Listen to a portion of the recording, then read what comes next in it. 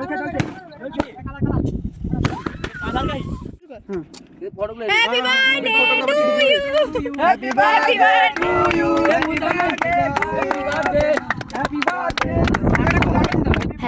Everyone, welcome and welcome back to my another video.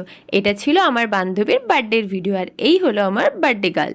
Birthday গার্লকে কি সুন্দর লাগছে তাই না? দেখে বলো তো কেমন লাগছে? ভারী মিষ্টি লাগছিল। চলো বার্থডের ব্লগটা শুরু করা যাক। সোজা চলে যাই বান্ধবী বন্ধুদের নিয়ে বার্থডে স্পটে। ওখানে গিয়েই প্রথমে আমরা সবাই মিলে হাসি মজা ইয়ার্কি ঠাট্টা করা শুরু করে দিই। বন্ধু বান্ধবরা একসাথে হওয়া মানে এগুলো তো চলতেই থাকে। দেখো সবাই মিলে ইয়ার্কি ফাজলামো করছে আর হাসি মজা করছে। আর এই যে হলো আমার আরেক বান্ধবী, যিনি হেলমেট খোলার নামই নিচ্ছেন না। ঝটপট করে ওর ফ্লাইং কিসটা সবাই কালেক্ট করে নাও। তো এইভাবেই আমি ওর ভিডিওটা নিয়ে নিই। আর এখানে দেখো সবাই কি লেভেলের মজা করছে। তো বার্থডে সেলিব্রেশনের আগে আমরা এই জায়গাটাকে চুজ করে নিই, কারণ এটা একটু ফাঁকা জায়গা। অনেকেই জানো নাইকালি মন্দিরের দিকে, বিকজ এখানে আমরা কয়েকটা ফটো ভিডিও আরও শ্যুট করব। তারপরে দেওয়া হয় বান্ধবীর সারপ্রাইজগুলো, বিকজ এগুলো ছিল ওর কাছে আনএক্সপেক্টেড সারপ্রাইজ, যার জন্য এটা একটু ভালো প্লেস মনে হলো। তো ওর রিয়াকশানটা দেখে বুঝতেই পারবে ও কতটা এক্সাইটেড ছিল। মানে ওগুলো ওর কাছে আনএক্সপেক্টেড ছিল, আর ও কতটা খুশি হয়েছিল গিফটগুলো পেয়ে।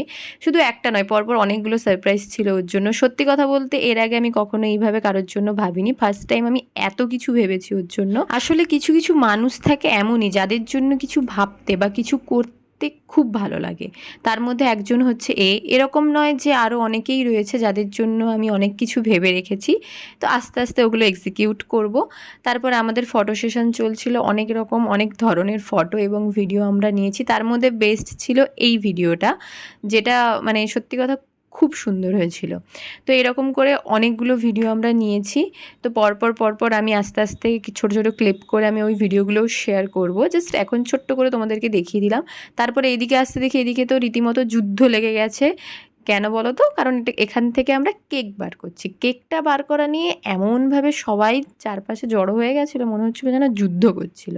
তো আলটিমেটলি কেকটা বার করতে পেরেছি। কেকটাকে দেখতে যতটা না সুন্দর ছিল, বিশ্বাস করো কেকটা খেতে তার থেকেও বেশি সুন্দর ছিল।